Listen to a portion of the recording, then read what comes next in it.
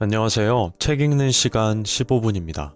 제가 오늘 읽어드릴 책은 왜 세계의 절반은 굶주리는가 이고요. 갈라파고스에서 나왔습니다. 저자는 장 지글러입니다. 이 책은 28개의 이야기로 구성이 되어 있고요. 아이가 아버지께 질문을 하면 아버지가 대답하는 형식의 책입니다. 그러면 첫 번째 이야기부터 읽어드리겠습니다. 일상 풍경이 된 굶주림. 아빠, 우리나라에는 먹을 것이 넘쳐나서 사람들이 비만을 걱정하고 한쪽에서는 음식 쓰레기도 마구 버리고 있잖아요. 그런데 아프리카나 아시아, 라틴 아메리카의 많은 나라들에서는 아이들이 굶어 죽어가고 있다니 정말 기막힌 일 아니에요? 그렇단다, 카림. 정말 하늘이 노할 노릇이지. 2000년 봄 현재의 상황은 특히 나쁘단다. 많은 지역이 대단히 심각한 굶주림에 시달리고 있지. 동아프리카의 소말리아 같은 나라는 상황이 이만저만 심각한 게 아니란다. 언론에서는 소말리아의 기아 상황을 보도하고 있어. 텔레비전 뉴스에서는 팔다리가 비쩍 마른 모습으로 그곳 남부 지역을 빠져나오는 굶어 죽기 직전에 소말리아 사람들을 방영하고 있더구나. 하지만 이런 뉴스에 유럽은 그저 덤덤하기만 하지. 너도 그런 뉴스 보았니? 네, 그래서 기막힌 일이라고 말하는 거예요. 하지만 잘 사는 서구 사람들에게 그런 끔찍한 장면은 별로 충격으로 다가오지 않아. 서서히 죽어가는 소말리아인들의 참상은 우리에게 그냥 평범한 일이 되고 말았어. 텔레비전에서 볼 수 있는 장면은 소말리아가 겪는 끔찍한 굶주림의 극히 일부분일 뿐이야. 소말리아 남부의 갈카스크, 콜바, 두기우마, 제릴라 일대에서는 1년 전부터 극심한 기근이 계속되어서 문자 그대로 시체의 산을 이루고 있다는구나. 하지만 너는 이런 희생자들을 좀처럼 볼 수 없을 거야. 왜냐하면 스위스의 TF1, RA1, 독일의 GDF, 영국의 BBC 같은 서방 언론의 카메라들은 이런 현장에서 몇백 킬로미터나 떨어진 에티오피아의 오가덴에 세워져 있거든. 그러니까 내가 텔레비전에서 보는 사람들은 그나마 국경을 넘어 오가덴의 난민 캠프까지 이동할 수 있었던 사람들이지. 오가덴이 어디에 있는데요? 오가덴은 소말리아와 국경을 맞대고 있는 에티오피아의 넓은 지방으로 예전에는 소말리아 땅이었지. 그래서 이곳에 소말리아의 목축민이나 농민들이 많이 거주하고 있단다. 에티오피아의 메넬리크 황제가 80년쯤 전에 무력으로 이 지역을 정복하여 자기네 영토로 만들었지. 하지만 지금은 에티오피아도 아주 가난하단다. 그리고 황제와 그 뒤를 이은 붉은 독재자 맹기스투를 상대로 20년 넘게 투쟁한 끝에 권력을 잡은 아디스 아바바의 현 정부는 이번에도 북쪽 이웃인 에리트레아 공화국을 상대로 또다시 전쟁을 벌이고 있어. 그러니까 기적적으로 소말리아를 빠져나온 사람들도 자기 나라보다 별로 나을 게 없는 땅으로 피난하고 있는 셈이지. 에티오피아의 돌로나 카랄로에 있는 난민 캠프는 대부분 그야말로 시체 수용소나 다름없어. 소말리아의 정부는 국민들이 그렇게 굶어 죽어가고 있는데 뭘 하는 건가요? 정부의 대응은 정말 이해하기 힘들어. 소말리아는 국토의 면적이 프랑스보다 10만 평방미터 정도나 넓지만 인구 밀도는 아주 낮단다. 인구가 1000만 명 정도밖에 안 되지.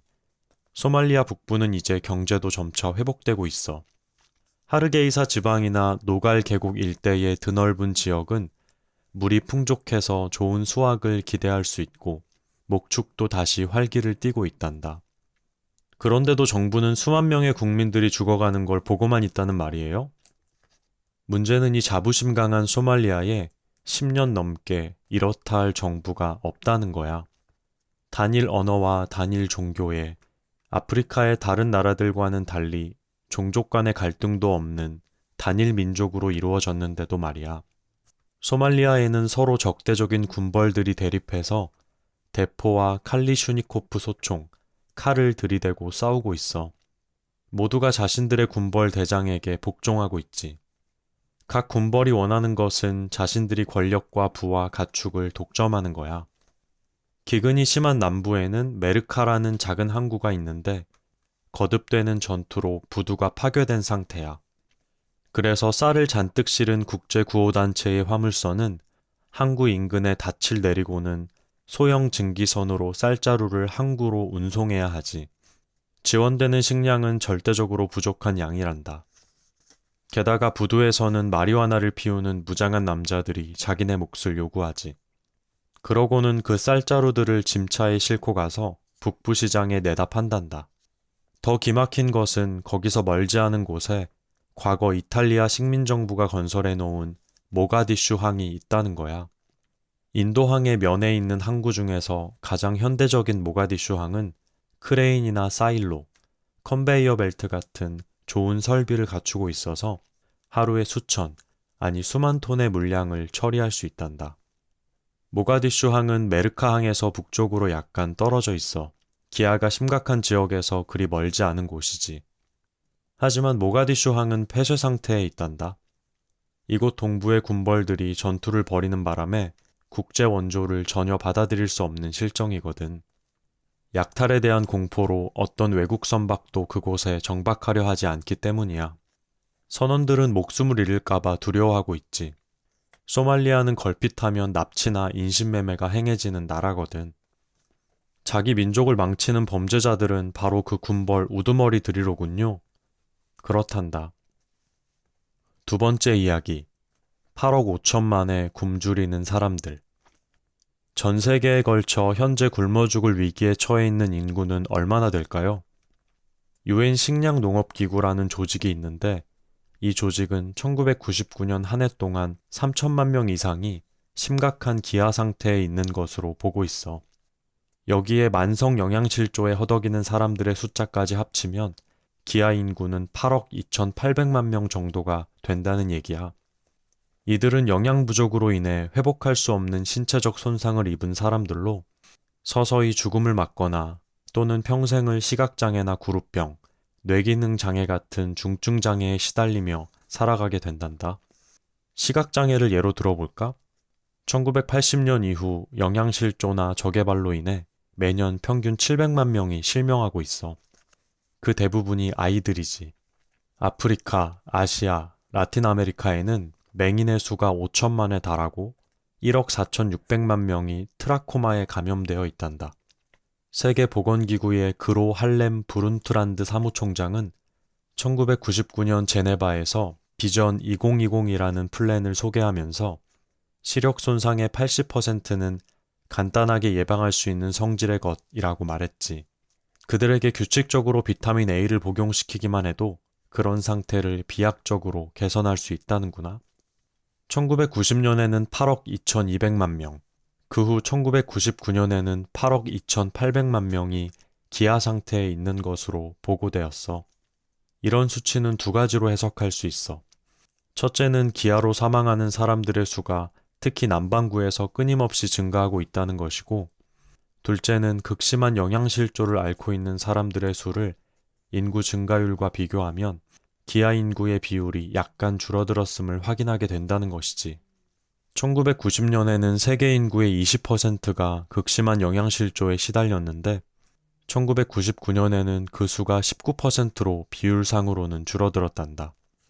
굶어 죽는 사람들이 제일 많은 지역이 어디인가요? 동남아시아에서는 인구의 18%가 굶주림에 허덕이고 있단다. 아프리카에서는 인구의 35%, 라틴 아메리카와 카리브해 지역에서는 약 14%가 굶주리고 있지. 심각한 영양실조 상태에 있는 사람들의 4분의 3은 농촌 지역 사람들이야. 나머지 4분의 1은 제3세계 대도시와 그 주변의 빈민촌 사람들이고. 이상하네요. 농촌 사람들, 그러니까 식량을 생산하는 농민들이 기아에 시달리고 있다는 거잖아요. 그렇단다. 사하라 이남 아프리카 농민들은 대단히 부지런하고 유능해. 이들은 전해 내려오는 농법으로 매일매일 뼈가 부서지게 일을 하지. 그런데도 이들은 평생을 배고픔에 시달린단다.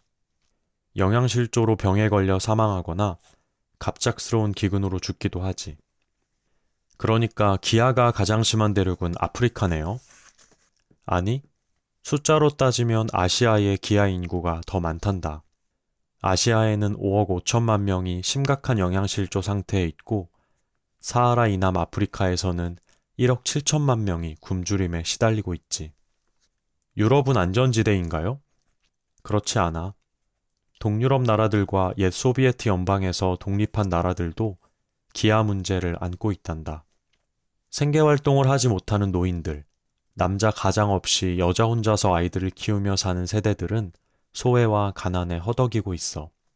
국가의 보장체계는 집단 농장과 더불어 거센 자유화 바람에 휩쓸려 버렸지. 사회적 약자들은 마피아의 모습으로 등장하는 잔인한 자본주의에 무방비 상태로 내몰린 경우가 많단다. 한 가지 예를 들어보자. 1997년 러시아의 옐친 대통령은 영양학자, 의사, 인류학자들로 이루어진 위원회를 구성해서 기아와 만성 영양실조가 러시아 국민들에게 어떤 영향을 미치는지를 조사하게 했어. 이 위원회의 최종 보고서에 따르면 국제적인 평균 수명 비교에서 러시아 남성은 135위, 여성은 100위를 기록했어. 러시아 국민들의 평균 수명이 유럽이나 북아메리카 사람들에 비해 훨씬 낮다는 것이지. 소련이 무너졌던 1991년 이전에는 대체로 비슷했는데 말이야. 현재 러시아인들의 평균 수명은 캄보디아와 아프가니스탄을 제외한 아시아의 국가들보다 낮아. 그리고 스웨덴 사람들보다 17년, 미국인들보다 13년이 낮은 것으로 조사되었단다. 부유한 나라 사람들도 굶주릴 수 있어. 러시아가 바로 그런 예야. 러시아는 세계적으로 금, 우라늄, 석유, 천연가스 생산을 선도하고 있지. 군사력으로는 세계 2위의 국가란다. 콩고의 경우는 더 심해. 콩고는 중요한 지하자원을 보유한 나라지만 많은 사람들이 굶주리고 있지. 지구상에서 곡물을 가장 많이 수출하는 나라인 브라질에서는 살인적인 금융 과두제가 모든 중요한 물품을 독점하고 있어. 그래서 이 나라 북동부에서는 영양실조가 만연하면서 해마다 많은 사람들이 희생당하고 있다는구나. 세 번째 이야기. 기아는 자연 도태? 아니면 어쩔 수 없는 운명? 기아는 언제부터 시작되었을까요? 인류의 역사가 시작되면서부터 아닐까? 기아는 인류에게 끈덕진 동반자였지. 석기시대 사람들은 아침부터 저녁까지 먹을거리를 찾아 헤맸을 거야. 우루와 바벨론 같은 도시에서는 기근이 끊이지 않았고 끔찍한 대기근이 주기적으로 로마와 그리스인들의 목숨을 대거 앗아갔지.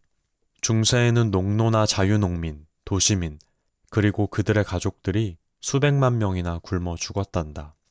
19세기 때도 중국, 아프리카, 러시아, 오스만 제국 등에서 수십만 명이 굶어 죽었고 그러다가 19세기 후반의 산업혁명으로 생산성이 눈부시게 향상되어 오늘날에는 19세기 같은 물질적 결핍이 사라지게 되었지. 하지만 벌써 사라졌어야 할 기아 문제는 아직도 해소되지 못하고 있어. 아니, 오히려 그 반대란다. 굶주림은 비극적인 방식으로 더 심해지고 있어. 현재로서는 문제의 핵심이 사회 구조에 있단다. 식량 자체는 풍부하게 있는데도 가난한 사람들에게는 그것을 확보할 경제적 수단이 없어. 그런 식으로 식량이 불공평하게 분배되는 바람에 안타깝게도 매년 수백만의 인구가 굶어 죽고 있는 거야. 그러니까 세계의 모든 사람들을 먹여 살릴 만한 식량은 충분히 있다는 건가요? 그뿐 아니란다. 지구는 현재보다 2배나 많은 인구도 먹여 살릴 수 있어. 오늘날 세계 인구는 60억 명 정도 되지. 하지만 1984년 FAO의 평가에 따르면 당시 농업 생산력을 기준으로 계산하여 지구는 120억의 인구를 거뜬히 먹여 살릴 수 있다고 해. 먹여 살린다는 의미는 남녀노소를 가리지 않고 지구상의 모든 사람들에게 하루 2,400에서 2,700 칼로리 정도의 먹을거리를 공급할 수 있다는 얘기지. 물론 각 개인이 필요로 하는 칼로리의 양은 나이, 직업 또는 거주 지역의 기후에 따라 달라지겠지만 말이야. 그렇다면 배고픔은 세계의 주민들이 어쩔 수 없이 겪어야 하는 고통이 아닌 거네요. 물론이지.